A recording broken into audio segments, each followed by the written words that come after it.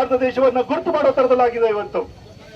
ಹಾಗಾಗಿನೇ ಭಾರತ ದೇಶದ ತಂಟೆಗೆ ಬಂದ್ರೆ ನಾವು ಸುಮ್ಮನೆ ಇರಲ್ಲ ಅನ್ನೋ ಒಂದು ಸಂದೇಶವನ್ನ ಇವತ್ತು ಕೊಟ್ಟಿರುವಂತದ್ದು ನಮ್ಮ ಪ್ರಧಾನಮಂತ್ರಿಗಳು. ನಮ್ಮ ಯೋಧರು ತಕ್ಕ ಉತ್ತರವನ್ನ ಕೊಡೋ ಮುಖಾಂತರ ಪಾಕಿಸ್ತಾನದವರಿಗೆ, ಇನ್ನು ಉಗ್ರವಾದಿಗಳಿಗೆ ಏನಾದ್ರು ಉಗ್ರತನವನ್ನ ನೀವೇನಾದ್ರು ನಮ್ಮ ಭಾರತ ದೇಶದೊಳಗಡೆ ಮಾಡಿದ್ರೆ ನೀವು ಎಲ್ಲಿದ್ರೆ ಎಲ್ಲಿ ಹುಡುಕೋ ಬಂದು ಹೊಡಿತೀವಿ ಏನೋ ಒಂದು ಸಂದೇಶವನ್ನ ಇವತ್ತು ಕೊಟ್ಟಿರುವಂತದ್ದು. ಪಾಕಿಸ್ತಾನದೊಳಗಡೆ ನುಗ್ಗಿ ಉಗ್ರ ನೆಲೆಯನ್ನ ಧ್ವಂಸ ಮಾಡಿದಂಥದ್ದು ಇವತ್ತು ಭಾರತ ದೇಶದ ಯೋಧರಿಗೆ ಸಿಕ್ಕುವಂತ ಗೌರವ, ಅವ್ರಿಗಿರುವಂತ ತಾಕತ್ತನ್ನ ತೋರಿಸ್ತಿರುವಂತದ್ದು. ಪಹಲ್ಗಾಮ್ ಅಲ್ಲಿ ನಡೆದಂತ ನರಮೇಧ ಅದಕ್ಕೆ ತಕ್ಕ ಉತ್ತರವನ್ನ ಕೊಟ್ಟಿರುವಂತದ್ದು. ಪಾಕಿಸ್ತಾನ ಇನ್ನು ಮುಂದೆ ನಮ್ಮ ತಂಟೆಗೆ ಬಂದ್ರೆ ನಾವು ಸುಮ್ಮನೆ ಇರೋಲ್ಲ ಅನ್ನೋ ತರದಲ್ಲಿ ಸಂದೇಶವನ್ನ ಕೊಟ್ಟಿದ್ದಾರೆ ಪ್ರಧಾನಮಂತ್ರಿಗಳು.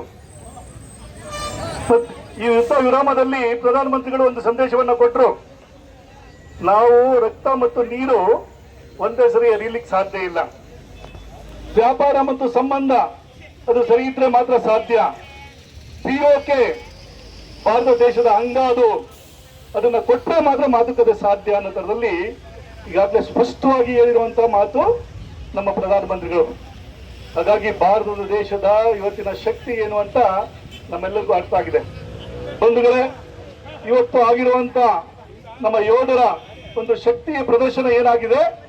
ಹಾಗಾಗಿ ಆ ಯೋಧರಿಗೆ ನಮನವನ್ನ ಸಲ್ಲಿಸುವಂತ ಕಾರ್ಯಕ್ರಮವನ್ನ ನಾವೆಲ್ಲ ಸೇರಿ ಮಾಡ್ತಾ ಇದ್ವಿ. ಆ ಯೋಧರ ಜೊತೆಗೆ ನಾವೆಲ್ಲ ಇದೀವಿ ಅನ್ನೋ ತರದಲ್ಲಿ ಆ ಸಂದೇಶವನ್ನ ಇಡೀ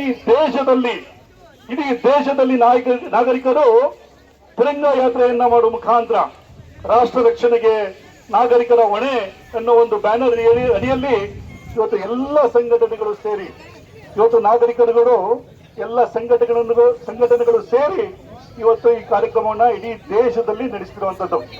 ಹಾಗಾಗಿ ಗುಂಡ್ಲುಪೇಟೆ ತಾಲೂಕಿನಲ್ಲಿ ವಿವಿಧ ಸಂಘಟನೆಗಳು ಬಂದು, ಸಂಘಟನೆಯ ಪ್ರಮುಖರುಗಳು ಬಂದು ಈ ಒಂದು ತಿರಂಗ ಯಾತ್ರೆಗೆ ತಮ್ಮ ಬೆಂಬಲವನ್ನ ಕೊಟ್ಟಿದ್ದಾರೆ. ಹಾಗಾಗಿ ಬಂದಂತ ರೈತ ಸಂಘದ ಎಲ್ಲ ಪದಾಧಿಕಾರಿಗಳಿಗೆ ನಾನು ಧನ್ಯವಾದಗಳನ್ನ ಅರ್ಪಿಸ್ತಾ ಇದ್ದೇನೆ. ಅದೇ ರೀತಿ ಕನ್ನಡ ಪರ ಹೋರಾಟ ಸಂಘಗಳು ಏನು, ವಿವಿಧ ಸಂಘಗಳೇನಿದೆ ಅವರೆಲ್ಲ ಬಂದು ಇವತ್ತು ನಮ್ಮ ಈ ಒಂದು ತಿರಂಗ ಯಾತ್ರೆಯಲ್ಲಿ ಇವತ್ತು ಪಕ್ಷಾತೀತವಾಗಿ, ಜಾತ್ಯತೀತವಾಗಿ ಎಲ್ಲ ಸಂಘಟನೆಗಳು ಸೇರಿ ನಡೆಸಿರುವಂತ ಈ ಒಂದು ಕಾರ್ಯಕ್ರಮಕ್ಕೆ ತಮ್ಮ ಬೆಂಬಲವನ್ನ ಕೊಟ್ಟಿದ್ದಾರೆ. ಹಾಗಾಗಿ ಎಲ್ಲ ಸಂಘಟನೆಗಳಿಗೆ, ಕನ್ನಡ ಪರ ಸಂಘಟನೆಗಳಿಗೆ ನಾನು ವಂದನೆಗಳನ್ನ ಸಲ್ಲಿಸ್ತಾ ಇದ್ದೀನಿ. ಅದೇ ರೀತಿ ಕಾಲೇಜಿನ